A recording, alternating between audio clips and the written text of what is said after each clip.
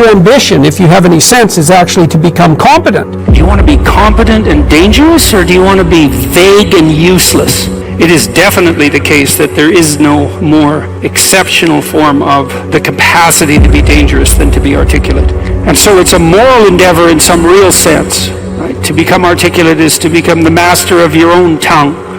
Every advantage comes with a disadvantage. So if you're extroverted, you're social and you're positive, but you're impulsive and you can tilt towards hedonism and you can't stand being alone.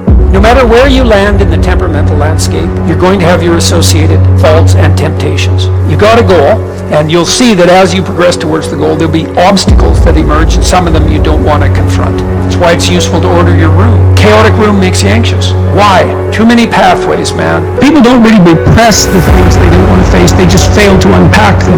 You want a horizon of ever-expanding possibility. We're built to walk uphill, and when you reach the pinnacle of the hill, you want to stop and appreciate the vision, but the next thing you want is a higher hill in the distance. Beware of unintended consequences. It's like, oh no, this thing will just do what I want it to do and nothing else. It's like, no, it turns out that not only is what we want from each other the real thing, but that's also the adventure of your life.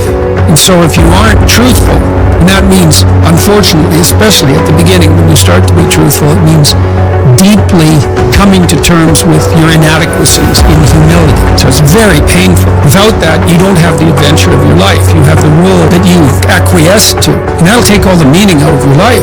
It's good for you to go take your place in the world. Have some ambition, have a vision, have a goal, have a strategy. Try to be a good person, not because it's your duty precisely, because that's the proper way to live. You sit on the bed and say, okay, man, I'm ready to learn something. What's one thing I'm doing wrong, that I know I'm doing wrong, that I could fix? If you meditate on that, you'll get an answer.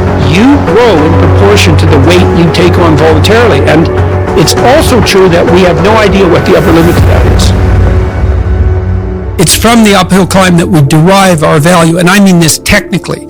So almost all the positive emotion we feel, especially the emotion that fills us with enthusiasm, and that's experienced in relationship to a goal. And so in some sense, you want a goal that you can never attain. So you can always move closer to the goal that recedes as you move towards it. You think, well, that's frustrating. It's like Sisyphus pushing the rock uphill. But it's not, because as you pursue that goal, you put yourself together and your life does get better and richer and more abundant. And that's why the highest levels of virtue and goal are in some sense transcendent. You want them to be above everything you're doing so you can continually move towards something that's more sublime and better.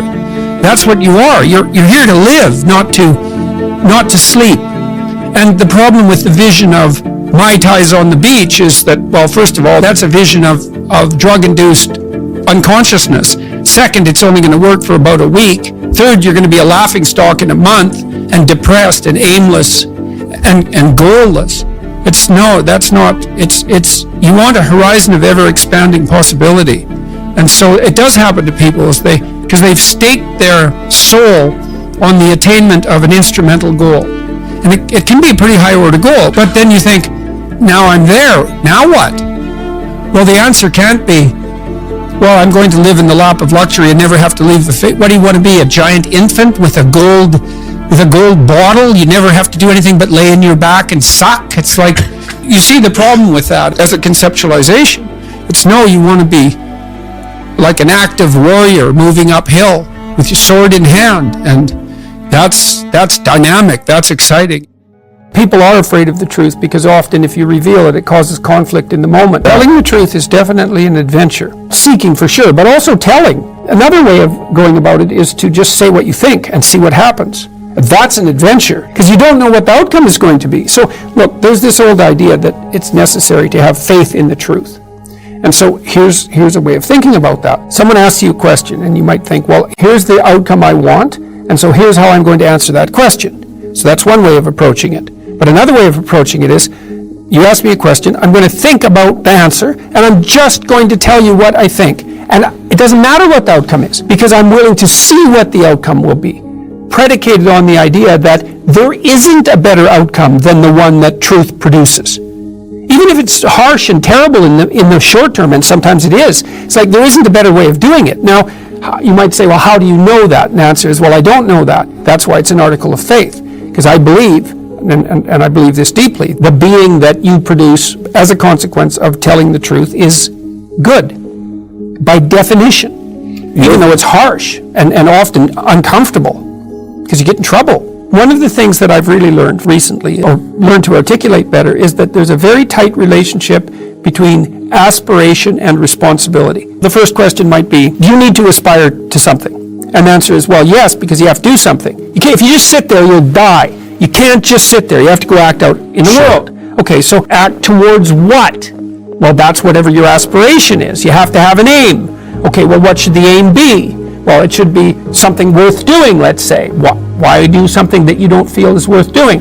What do you think's worth doing? Well, if you watch other people and you judge when they're doing something worthwhile, you usually judge them positively if you see that they're taking responsibility, at least for themselves. But you want to be completely useless so other people have to take care of you? That's pretty pathetic. And maybe you could get your act together so you're taking care of yourself and your family. And maybe you could even do better than that and take care of yourself and your family and your community. Well, good for you. That's responsibility, and that's an aim. Well, here's one of the things that's cool about that, is that your life doesn't have meaning without aspiration or an aim. Okay, so you need a hierarchy of values. There's got to be something at the top. It's got to be something important. If you don't have that, your life doesn't have any meaning. So if you criticize the hierarchy, or even the idea of hierarchy, you destroy the idea of aspiration, and then people have nothing.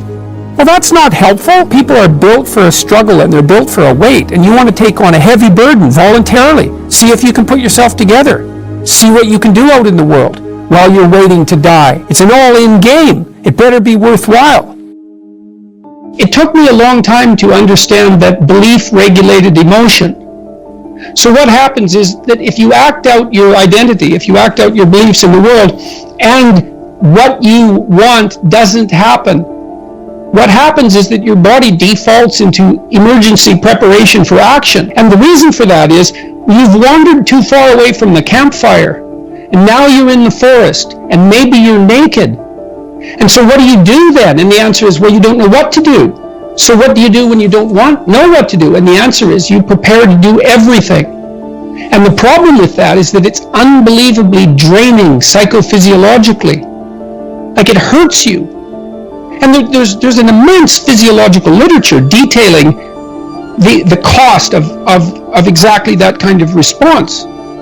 People stay where what they do has the results they want. That's partly why you want to be around people who share your cultural presuppositions. It's very hard on us not to be where we know that what we want is going to happen. We hate that, and no wonder. There are varying degrees of that, obviously. You can really be where you don't know what's going to happen, or you can only be there to some degree. But by and large, we're conservative creatures. Even if we're liberal in temperament, we can't tolerate that much uncertainty. You might ask, well, why? And the answer is, well, because you can be hurt. Pain, you can be damaged, you can become intolerably anxious, and you can die. So it's no wonder you're sensitive, or very sensitive, to negative emotion.